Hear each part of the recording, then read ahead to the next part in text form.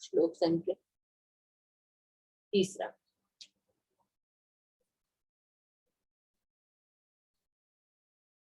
श्लोक संख्या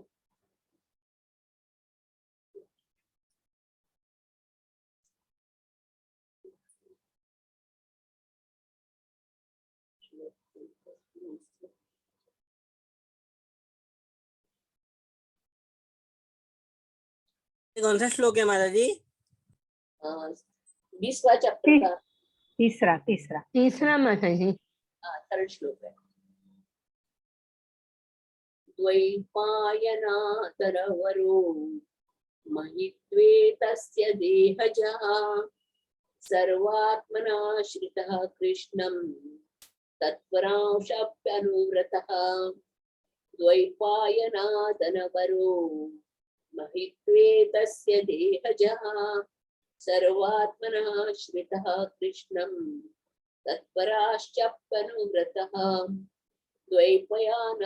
द्वैपायनादवनवरो महित्वेतस्य देहजः सर्वात्मनाश्रितः कृष्णं तत्परांशाप्यनुव्रतः।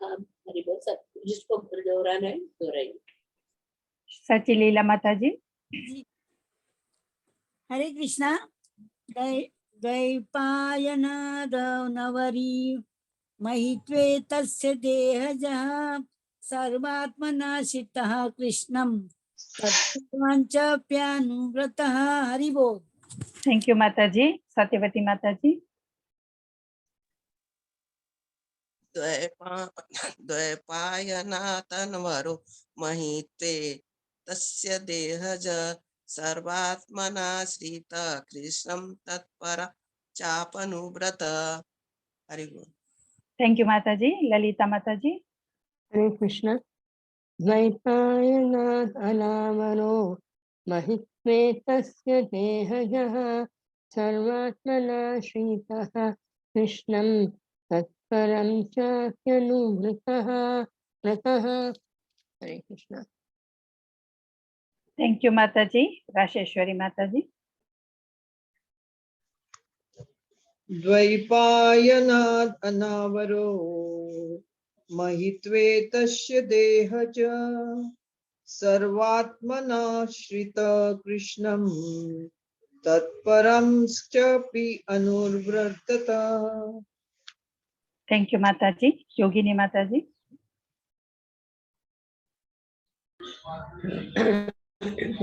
द्वैपायनादनवरो महित्वेतस्य देहज सर्वात्मनाश्रितः कृष्णं तत्पराश्चाप्यनुव्रत।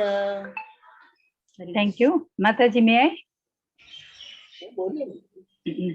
द्वैपायनातनवरो महित्वेतस्य देहजः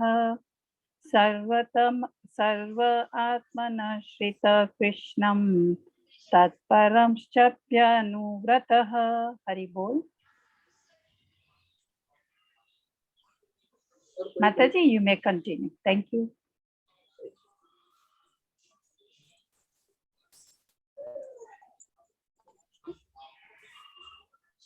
द्वैपायनादवनवरो महित्वेयस्य देहजः सर्वात्मनाश्रितः कृष्णं तत्परांशाप्यनुव्रतः।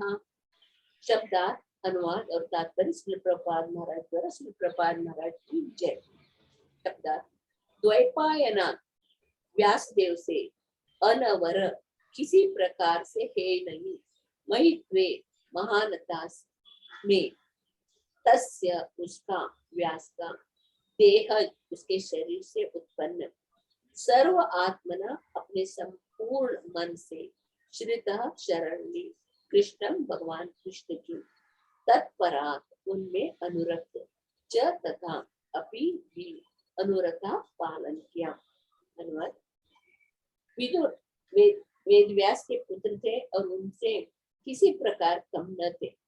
इस तरह उन्होंने सर्वतो भावेन श्री कृष्ण के चरण कमलों को स्वीकार किया। वे भगवान के भक्तों के प्रति अनुरक्त थे। तात्पर्य। विदुर एक शूद्र माता के गर्भ से उत्पन्न हुए थे, किंतु उनके रहितस पिता वेदव्यास थे, अतः वे किसी भी प्रकार से वेदव्यास से घटकर नहीं थे, क्योंकि वे महान पिता के पुत्र थे जिन्हें नारायण का अवतार माना जाता था और जिन्होंने समस्त वैदिक साहित्य का सृजन किया। अतः विदुर भी महान व्यक्ति थे। उन्होंने श्री कृष्ण को अपना आराध्य स्वीकार किया और उसके उपदेशों को सर्वतोभावेन पालन किया। ओम अज्ञानतिमिरान्धस्य ज्ञानाञ्जनशलाकया चक्षुरुन्मिलितं तस्मै गुरवे नमः। मनोभीष्टं स्थापितं येन भूतले स्वयं रूपा कदा मह्यं ददाति स्वपदान्तिकं।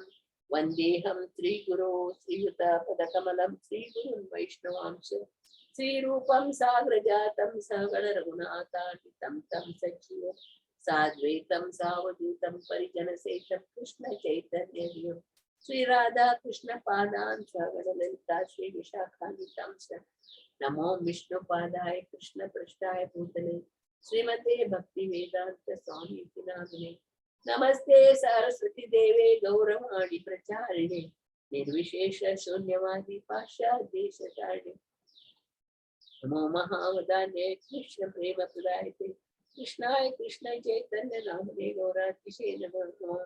तप्त कांचन गौरांगी श्री राधे वृंदावनेश्वरी वृषभानुसुते देवी प्रणमामि हरिते। जय श्री कृष्ण चैतन्य प्रभु नित्यानंद श्री अद्वैत गदाधर श्रीवासादि गौर भक्तवृंद। हरे कृष्ण कृष्ण कृष्ण हरे हरे हरे राम राम राम हरे हरे। हरे कृष्ण कृष्ण कृष्ण हरे हरे हरे राम राम राम हरे हरे। हरे कृष्ण कृष्ण कृष्ण हरे हरे हरे राम राम राम हरे हरे। हरे कृष्ण। सभी भागवत श्रवण करताओं का हार्दिक स्वागत। श्लोक संख्या 3 हम लोग परसों सैटरडे के दिन पढ़े थे श्लोक संख्या 2। श्लोक संख्या 2 में क्या पढ़े थे हम लोग? सत्संग और असत्संग। सत्संग में रहने से क्या होता है, असत्संग में। विदुर जी ने हम लोग को बताया, जिसने तुरंत उन्होंने असत्संग त्याग दिया और यात्रा करते करते करते हरिद्वार में आके मैत्रेय और सूत गोस्वामी शौनक आदि ऋषियों से मिला। एक हम लोग पिछले इसमें हमेशा हम लोगों को सत्संग में रहना चाहिए, कि विदुर जी की शिक्षा है हम लोगों के लिए। अभी विदुर जी क्या बता रहे हैं हम लोग को? हर एक जीव के साथ हम लोग को प्रेम से रहना चाहिए, भक्ति में लगे रहने के कारण भक्तों के साथ हमारा प्रेम रहना चाहिए। इधर इस श्लोक में बता रहे हैं विदुर शूद्र माता के गर्भ से जन्म लिया। महाभारत का कहानी आप लोग सब लोग सुने, सबको मालूम है। विचित्र वीर्य मर गया तो सत्यवती माता जी को चिंता हो गई, राजकारभार कौन संभालेगा, उत्तराधिकार कोई नहीं है तो राज्य में कोई आके बैठ जाएगा। इसके लिए वो चिंतित हुई। तभी उस समय में शास्त्र में ऐसा लिखा था, अगर बच्चे नहीं है तो बेटे को बच्चे नहीं तो बड़े बेटे से उनको बच्चा प्राप्त कर सकता है। वैसे शास्त्र में लिखा हुआ था वो जमाने वो टाइम। फिर सत्यवती का पहला पराशर मुनि से जन्म हुआ पुत्र व्यासदेव को, व्यासदेव के अपना दुख प्रकट किया और व्यासदेव के द्वारा उनको 3 पुत्र जन्मे। जो पहले बहू गई तो व्यास ऋषि मुनि है ना, ऋषि मुनि उनका जटा, उनका दाढ़ी, उनका ये अंग शरीर सब देखे वो डर गई और आंख बंद कर ली। इसके लिए वो अपने माता को बोला, देखो तुम्हें पहला बेटा होगा वो अंधा होगा। फिर दूसरी बहू को भेजी, तो उसको देखते ही डर के पीले हो गए, एकदम डर के। फिर वो व्यासदेव जी ने भी बोले नहीं, आपको ये पीला यानी बहुत बीमार वाला बच्चा पैदा हुआ। और बाद में वो लोग ये कर रहे, राजा तो अच्छा होना रहना चाहिए, सशक्त रहना चाहिए, तो उन्होंने क्या किया, तीसरी बार दासी को भेजते। तो दासी बहुत शुद्ध भक्ति भाव से वेदव्यास जी का सेवा करती है, तो दासी के द्वारा उसको विदुर का जन्म होता है। ये हम लोग देखते हैं, धृतराष्ट्र, पांडु और विदुर तीनों भाई। इसमें बताया गया है विदुर यदि वो दासी का पुत्र होने पर भी अपने पिता का पाया था, इसके लिए वो महान है, महान श्रेष्ठ। हम लोग व्यासदेव जी को भगवान का शक्त्यावेश अवतार बोलते हैं ना, नारायण का अवतार बोलते हैं व्यासदेव जी को। व्यासदेव जी कितने सारे ग्रंथ लिखे, कितने सारे पुराण, श्रुति, स्मृति सब लिखा है उन्होंने। वो उतने लिखने पर भी उनको आनंद नहीं आ रहा था, तो उन्होंने क्या किया, अपने गुरु नारद मुनि से पूछा, अपना दुख प्रकट किया। तब नारद मुनि ने बताया उनको, अरे इतने सारे अपने ग्रंथ लिखे, उसमें क्या लिखा है? ये लिखा है ना अपने बाकी सब में मोक्ष का, धर्म अर्थ काम मोक्ष। अब बाकी सब अभी इतने सारे अब ग्रंथ लिखे, उसमें धर्म अर्थ काम और मोक्ष का लास्ट में रखा है, लास्ट मोक्ष का। अभी आप ऐसे करो, भगवान की भक्ति पहला, भगवान का भक्ति पहले ना, मोक्ष पहले पाना चाहिए, ऐसे भगवान का चरित्र का ग्रंथ लिखो करके उनके गुरु ने उनको उपदेश दिया, व्यास जी को उपदेश दिया।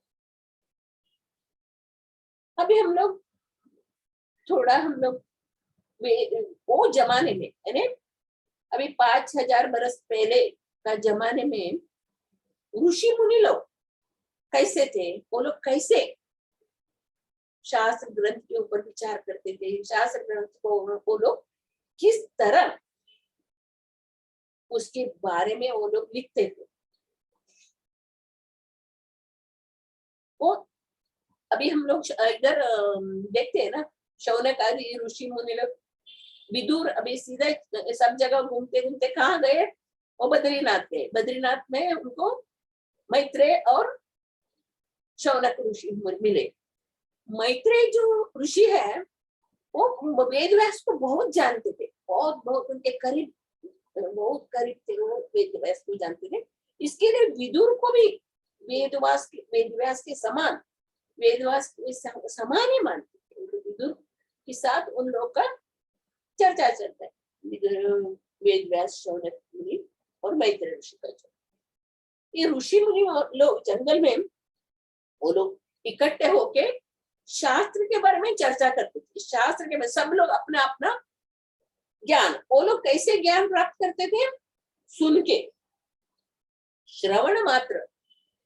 तभी लिखने का सब हम लोग को, मंद बुद्धि वालों को, हम लोग को याद नहीं रहते सब, इसके लिए लिखित कर दिया वेदव्यास जी ने। पहले वो लोग सब श्रुति था, सिर्फ श्रुति से हम लोग देखते। ब्रह्मा जी भगवान का पहला पुत्र, उन्होंने भगवान द्वारा सुना, वो भगवान के द्वारा जो भी भगवान बताए थे वो सुन के भगवान का सुंदर रूप, सुंदर धाम का वर्णन उन्होंने ब्रह्म संहिता में लिखी। उसी तरह ये सारे ब्रह्मा जी के मुख से बाकी लोग सभी ऋषि मुनि लोग सुनते हैं, और उस ऋषि मुनि लोग भी और सब लोग मिलके चर्चा करके उसका सार को निकाल के उसको ग्रंथ में लिखे। ऐसे वो लोग मनगढ़ंत नहीं करते, वो लोग प्रत्येक वस्तु का भी वो लोग जांच करके। अभी हम लोग अलग अलग अभी देखते, हम रामायण देखे, रामायण में लक्ष्मण बीमार हो गए तो तुरंत उसको लेके आते हैं कौन धन्वंतरी को लेके आते हैं, तो पूछे तो वो बोलते हैं देखो इसको अब द्रोणाचल पर्वत से संजीवनी बूटी का लाके आने का, उसको उसको सूंघने से लक्ष्मण तुरंत ठीक हो जाएगा। तभी हनुमान जाके संजीवनी पर्वत की पहाड़ी उठा के आते, और वो हम लोग देखा क्योंकि उन लोगों ने उसको प्रैक्टिकल करके उन्होंने उसका सार बताया है। लोग वैसे ही हम लोग देखते बलि महाराज पहले बार देवताओं के साथ युद्ध कर रहा था, तभी वो पूरा मर ही गया था। तभी उनके देवता राक्षसों के गुरु कौन है? शुक्राचार्य ने अपने पूरा विद्या से वो मरा हुआ उसको भी जिंदा कर दिया। हाँ, मरा हुआ बलि महाराज था, फिर उसको भी उन्होंने जिंदा कर। बलि महाराज अपने गुरु के ऊपर इतने कृतज्ञ हो गए, वो इतने सेवा के बलि महाराज ने अपने गुरु की सेवा, और गुरु ने क्या किया, अपना पूरा जो शक्ति है वो अपने शिष्य को दिया।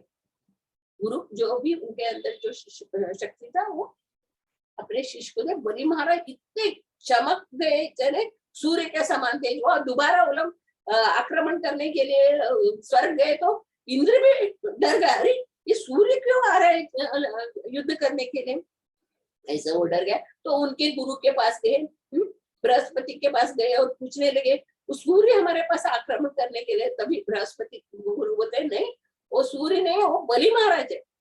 वो अपने गुरु की ऐसा सेवा किए, इसके लिए गुरु ने उनको उतना कृपा उनके ऊपर की, इसके लिए उनको वो तेज मिला। अभी आप लोगों का ग्रह गति अच्छा नहीं है, आप सब लोग अलग चुप जाइए करके और लोग देवी देवताओं को बोलता है, फिर देवी देवता चुप जाते हैं।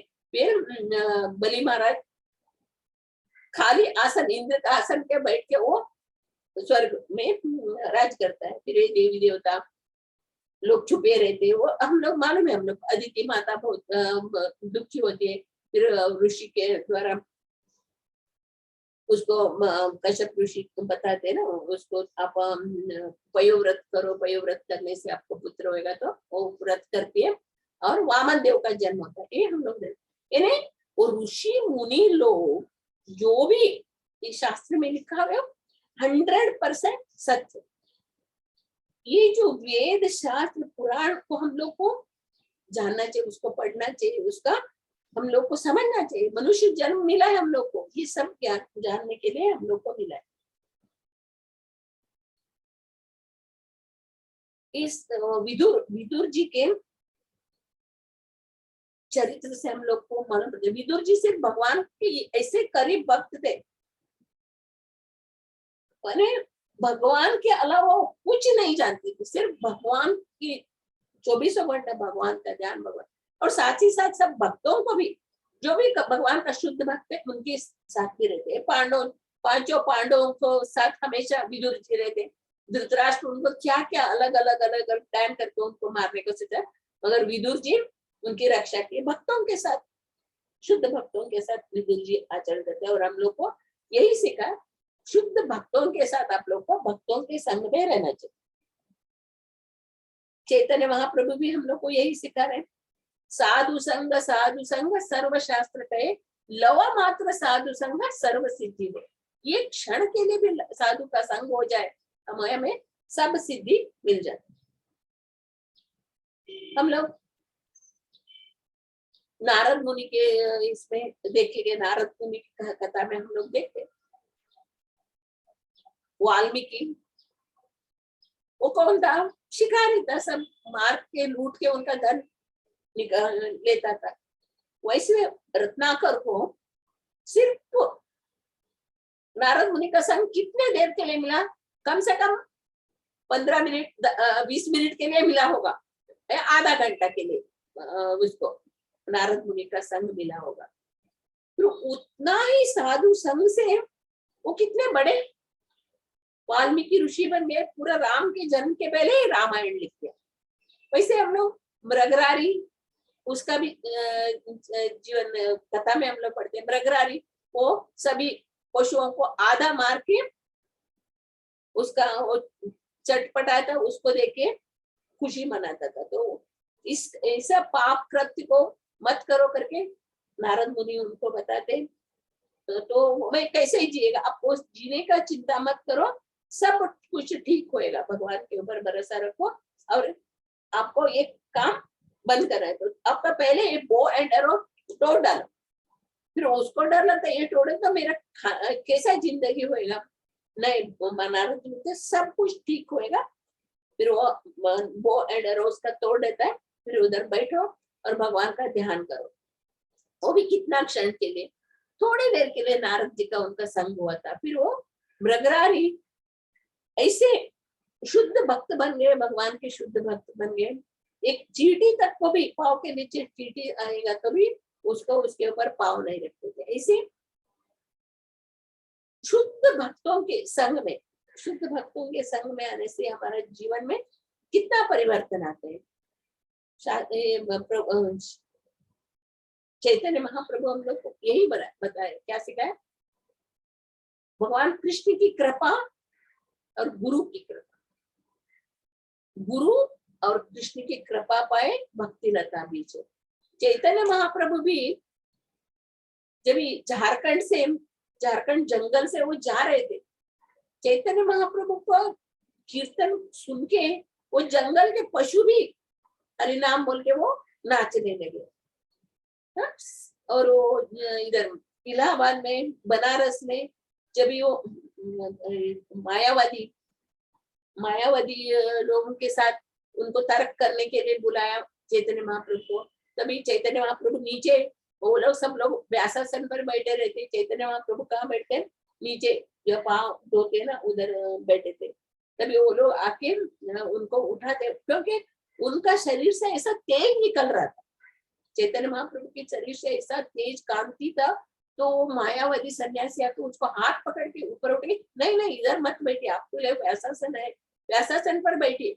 तो उनको उठा के व्यासासन पर बिठाए और उनको बोला, अरे आप इतने वेद शास्त्र सब जानते हो, तो आप इसका वेदांत का ये भाष्य लिखिए, वो ये छोड़ के सिर्फ हरिनाम क्यों ले रहे हो, कि आप इतने ज्ञानी हो तो वेद का भाष्य लिखिए इसका करके वो बताते। तभी चैतन्य महाप्रभु क्या बताए, मेरे गुरु ने बोला मुझे, तुम मूर्ख हो, तुम्हें सिर्फ हरिनाम ही लेना है, ये सब तुम नहीं कर सकते हो, तुम मूर्ख होकर के मेरे गुरु ने बताया। इसके लिए मैंने हरे कृष्णा कृष्ण कृष्ण हरे हरे, हरे राम राम राम हरे हरे, यही हरिनाम को मैं जपता।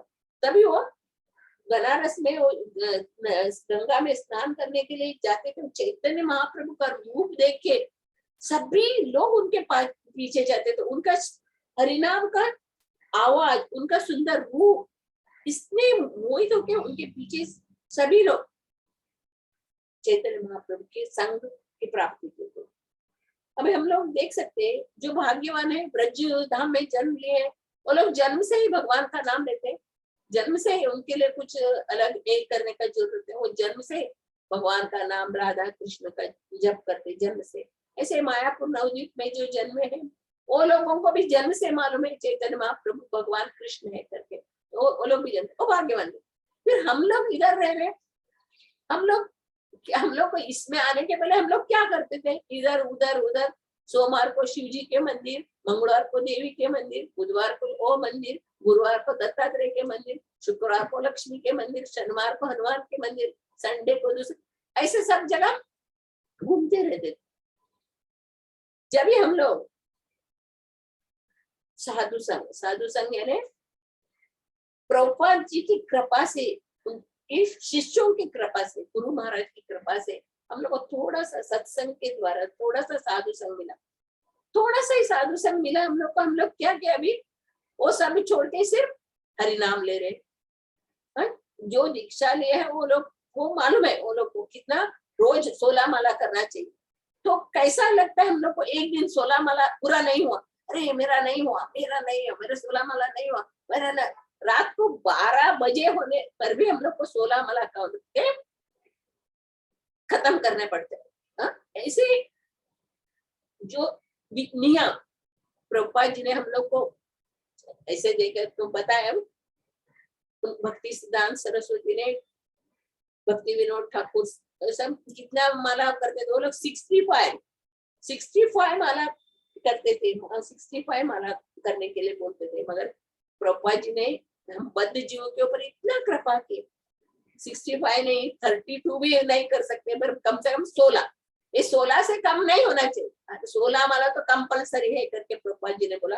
ये 16 माला करने के लिए भी हम लोग को ऊपर नीचे होता है। एक दिन बराबर टाइम में उठे, बराबर टाइम में हम लोग ये नहीं कि चला माला बच जाता है, अरे पूरा रात तक एक काम मौका में वो माला खत्म होने तक हम लोग का अंदर शांति नहीं रहता। माला कभी खत्म है, जब खत्म रहता हमारे अंदर, अरे मेरा नहीं हुआ, मेरा चैंटिंग नहीं हुआ, चैंटिंग नहीं हुआ, हम लोग सतत बोलते रहते। क्यों? क्योंकि हम लोग को चैतन्य महाप्रभु की कृपा, हम लोग पापी तापी थे। चैतन्य महाप्रभु बोला ना, चैतन्य महाप्रभु पापी तापी को उद्धार करने के लिए उन्होंने जन्म लिया। अंदर कृष्ण, बाहर गौरांग। तो शास्त्र में लिखा है कृष्ण वर्ण तुषा कृष्ण सांगोपांगस्य पार्श्वे यज्ञ संकीर्तने का राय यजंती सुमेध। शास्त्र में लिखा हुआ श्वेत वर्ण के कृष्ण, श्याम वर्ण का कृष्ण द्वापर युग में थे। चैतन्य महाप्रभु श्वेत वर्ण, जैसे राधा रानी का रंग और अंदर का भाव कृष्ण, अंदर कृष्ण है और बाहर गौरांग। ऐसे चैतन्य महाप्रभु के शरण में जो भी आते वो तुरंत उनका बेड़ा पार हो जाता है, भवसागर को पार करते।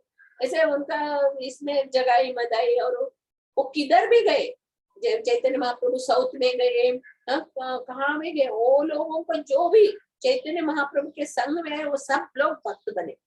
हम लोग देखते हैं साउथ में, जब ये वो रंगनाथ के मंदिर उधर आए, उधर हम लोग गोपाल भट्ट उनके घर का भी हम लोग देखते हैं, उनका पूरा परिवार वाले शुद्ध भक्त बन गए चैतन्य महाप्रभु। अभी हम लोग षड गोस्वामी उनका भी देखते हैं ना, षड गोस्वामी, रूप सनातन, भट्ट रघुनाथ, श्री जीव गोपाल भट्ट, दास रघुनाथ, वो लोग भी चैतन्य महाप्रभु के थोड़ा सा स्पर्श कहने नजदीक आए, उनका संग में आए, तो कितने बड़े महान ऋषि बन गए, महान आत्मा बन गई। इस भागवतम में इस श्लोक में इसमें बता रहे हैं, ये जो जिन्होंने नारायण का अवतार माना जाता है, जिन्होंने समस्त वैदिक साहित्य का सृजन किया,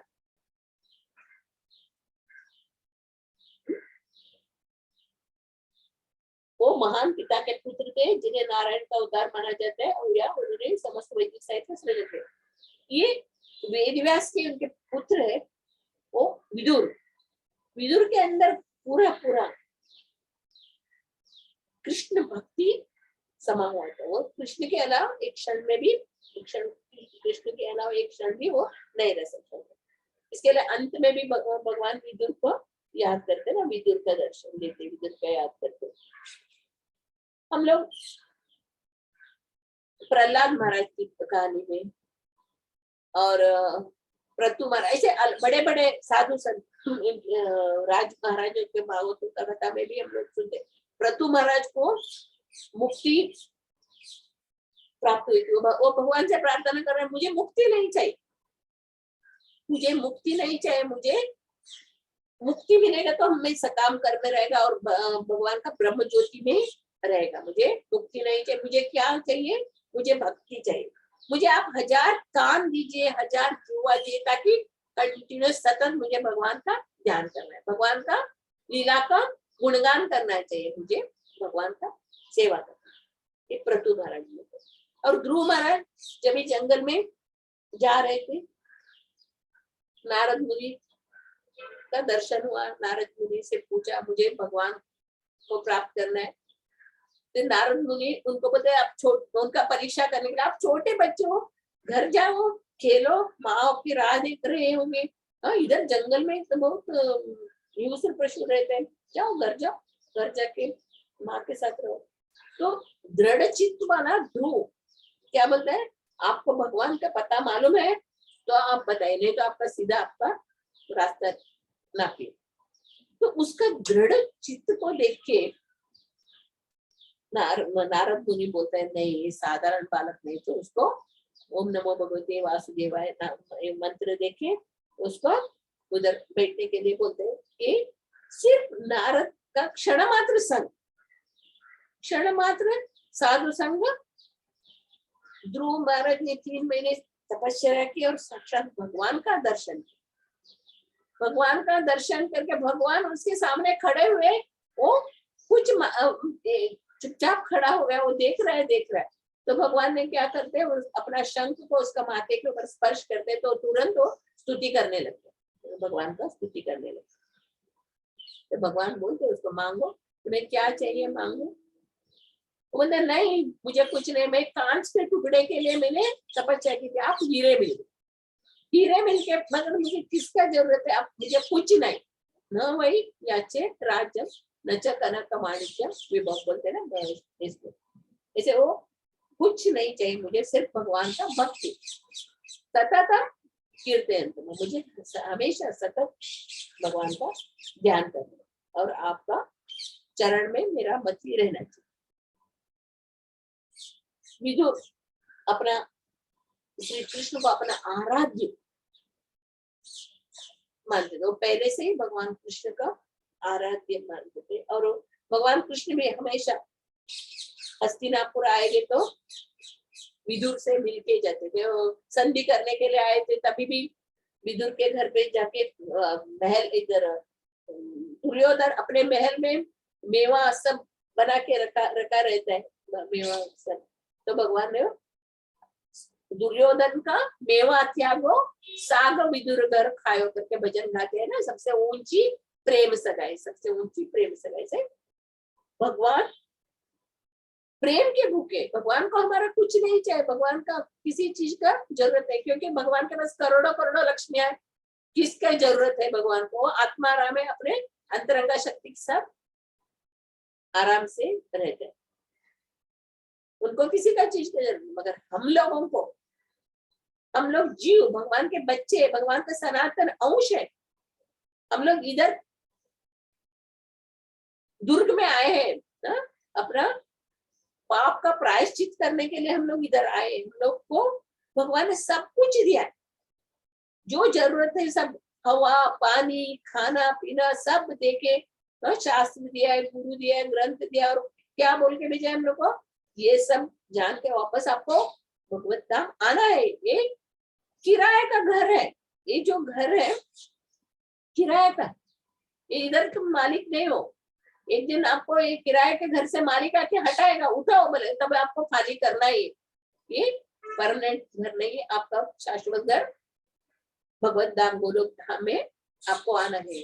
फिर हम लोग इतने, हम लोग को सब करके दिया, साधु शास्त्र गुरु अर्चा विग्रह सब देखे हम लोग को बताया, फिर भी हम लोग माया द्वारा इसे इतने आकृष्ट है, इसको मानने के लिए, भगवान के शरण में आने के लिए तैयार है, पूरा पूरा 100% भक्ति हम लोग अभी अभी भक्ति कर रहे हैं, फिर हम लोग को पूरा, हम लोग को विश्वास नहीं, आधा हम लोग कह रहे अरे नहीं आएगा तो नहीं आएगा तो नहीं होएगा, तो ये पूरा जब हम लोग भगवान के विश्वास करते हैं, अवश्य रक्षी में कृष्ण, अवश्य रक्षी में कृष्ण, तभी भगवान हमें रक्षा कर।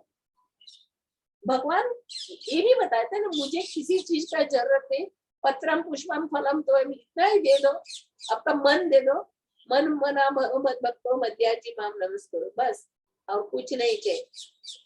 और क्या करना चाहिए, गुरु के पास जाके प्रणिपातेन सेवा, गुरु के पास जाके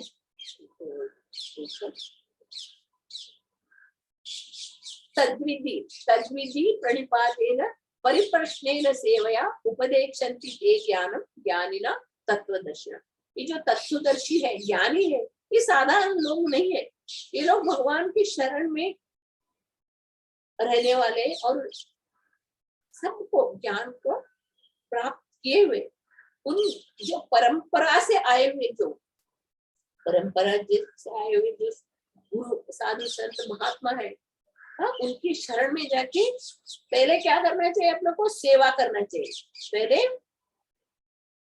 सेवा, ये खुद भगवान ने हम लोग को अपने लीला में करके दिखाया। भगवान ने सादीपनी मुनि उनके आश्रम में रहते थे, उन्होंने किस तरह सेवा की। उन्होंने गाय चराने का, लकड़ी लाने का, सब सब सब सब सेवा किया। उसी तरह हम लोग को गुरु के शरण में जाके पहले उनको सेवा करना चाहिए। गुरु की सेवा करके करके करके करके करके गुरु को प्रसन्न करना चाहिए।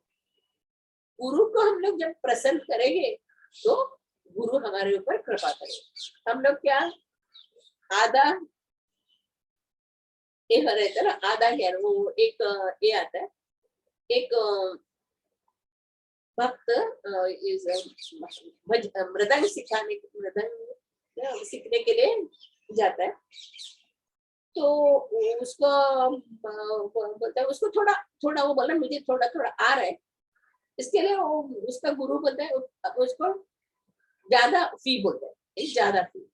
और दूसरा एक आता है भक्त, तो बोलता है मुझे कुछ नहीं आता है, कुछ नहीं आता है, तो उसको कम फी, उसका फीस कम रहेगा। फिर वो दूसरा झगड़ा करता है, अरे मुझे थोड़ा आ रहा है, थोड़ा कुछ ज्ञान है, आप मुझे ज्यादा फी बोल रहे हैं, और उसको कुछ ज्ञान नहीं, उसको ज्यादा फी बोल रहे हैं। तो गुरु बोलता है हाँ, क्योंकि ये तुम्हारा अंदर जो आधा ज्ञान है ना, उसको मुझे खाली करना पड़ेगा। उसको ये आधा ज्ञान जो रहता है वो डेंजर है, इसके लिए उसको खाली करके उसके बाद मुझे ज्ञान देना पड़ेगा। उसको क्या है, उसका माइंड खाली है, उसके लिए वो आसानी से वो सीख सके। इस तरह हमारे अंदर भी ये जो अनेकानेक अनेकानेक जन्मों से हमारे अंदर जो ग्रंथि है, पाप की ग्रंथि है, वो इतनी जल्दी छूटेगा नहीं।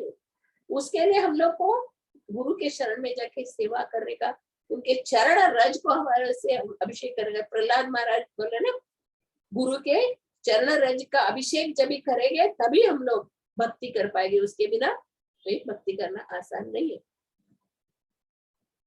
भगवत भक्ति इतने आसान नहीं। तो प्रहलाद महाराज की शिक्षा में आता है, जब भी हम लोग शुद्ध भक्त चरण रेणु भजन अनुकूल, भजन में आता है, शुद्ध भक्त चरण रेणु भजन अनुकूल, माधव सेवा परम सिद्धि प्रेमलति करमूलक। भजन में हम लोग गाते, शुद्ध भक्त का चरण रज हम लोग को माथे पे लगाए तो हम लोग को भक्ति मिलेगा, नहीं तो भक्ति मिलना आसान नहीं। बड़े भले ही आप बहुत पढ़े लिखे हो, वेद ग्रंथ शास्त्र सब पढ़े लिखे हो, ज्ञानी हो, भगवान कृष्ण के शरण में नहीं आएंगे, गुरु के शरण में नहीं आएंगे तो वो कुछ काम का नहीं हो अपना। कितना भी ज्ञानी प्राप्त है, भगवान भगवत गीता में बोलते ना, वेदेषु यज्ञेषु तपस्सु च, वेद ध्यान करो, तपस्या करो, नहीं मिलने वाला है। जब तक आप मेरे शरण में, गुरु के शरण में, शुद्ध भक्तों के शरण में नहीं आते, तब तक हमें भक्ति मिलना नहीं सकता है। क्योंकि हमारे अंदर जो इतना पाप भरा हुआ है उसको पहले खाली करना पड़ेगा। चेतो दर्पण मार्जनम भव महा दावाग्नि निर्वापणम श्रेय कैरव चंद्रिका वितरणम विद्यावधू जीवनम आनंदामुनिवर्धनम प्रतिपदम पूर्णामृतास्वादनम सर्वात्मा सपरम परम विजेते श्री कृष्ण संकीर्तनम। हमारे अंदर जो भरा है पाप को, भगवान का नाम लेने से, भगवान का कीर्तन करने से वो दर्पण साफ होगा। जब ये वो दर्पण साफ होएगा उसके बाद आपको भगवान का दर्शन मिलेगा। शिक्षाष्टकम में चैतन्य महाप्रभु ने साफ बताया। इधर विदुर का चरित्र से हम लोग देखते हैं, विदुर अपने भक्तों के साथ, भक्तों के संग में ही रहते थे। वो भक्तों के संग छोड़ के असत संग में नहीं रहते, पांडवों के साथ हमेशा पांडवों के, ऐसे पांडव जैसे जो शुद्ध भक्त है। इधर हम लोग मैत्रेय ऋषि, और वैसा देखते ये हम लोग नैमिषारण्य वन में हजारों हजारों ऋषि मुनि लोग उधर बैठ के क्या कर रहे थे, यज्ञ कर रहे थे। किसके लिए? कलयुग आएगा, कलयुग के जीव बहुत तकलीफ उठाना पड़ेगा, उनको बहुत कष्ट का है कलयुग में। उन लोगों का कष्ट को निवारण करने के लिए वो लोग यज्ञ करें। यज्ञ करके करके करके उनका मुंह सब काला हो गया था, कुछ फल नहीं प्राप्त होता। जब ये उधर सूत गोस्वामी आते, वो सूत गोस्वामी कहाँ से आए? वो सुखदेव गोस्वामी परीक्षित महाराज को कथा सुना रहे थे, तभी उधर सूत गोस्वामी बैठे थे।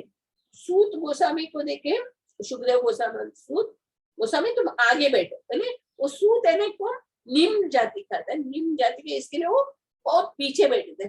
आगे सब लोग साधु संत ऋषि मुनि देवी देवता लोग सब लोग बैठे थे, वो सूत गोस्वामी पीछे बैठे थे।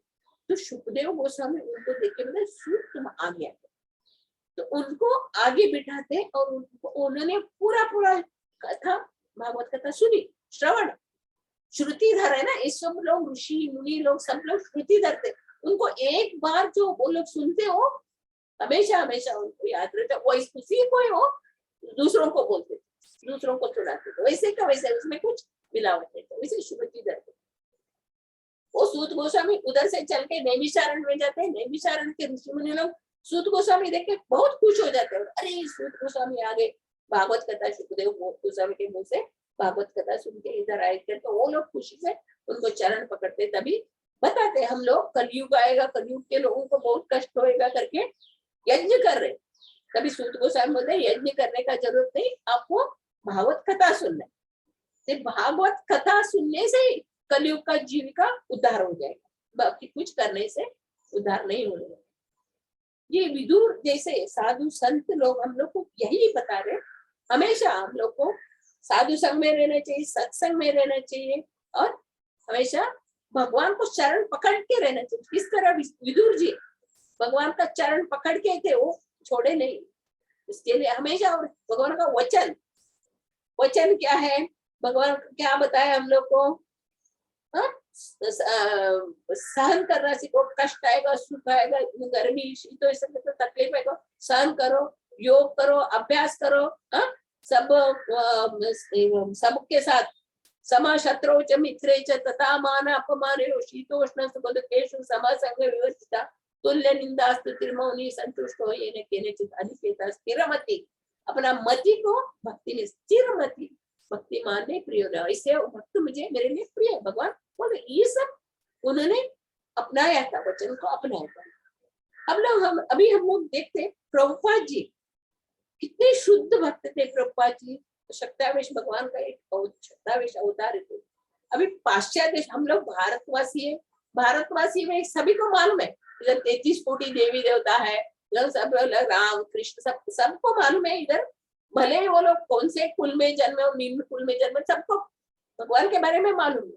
मगर प्रभुपाद जी ने ऐसे देश में गए, उधर कुछ मालूम नहीं उन लोग को, म्लेच्छ लोग, भगवान को नहीं मालूम, नहीं नहाने का मालूम, नहीं पूजा पाठ का मालूम, नहीं किसी का मालूम नहीं। ऐसे म्लेच्छ लोगों के साथ जाके उन्होंने क्या किया, सिर्फ हरि नाम, हरे कृष्णा कृष्णा कृष्णा हरे हरे, हरे राम राम राम हरे हरे कीर्तन करके वैसे जो पापी तापी म्लेच्छों का उद्धार करते हो।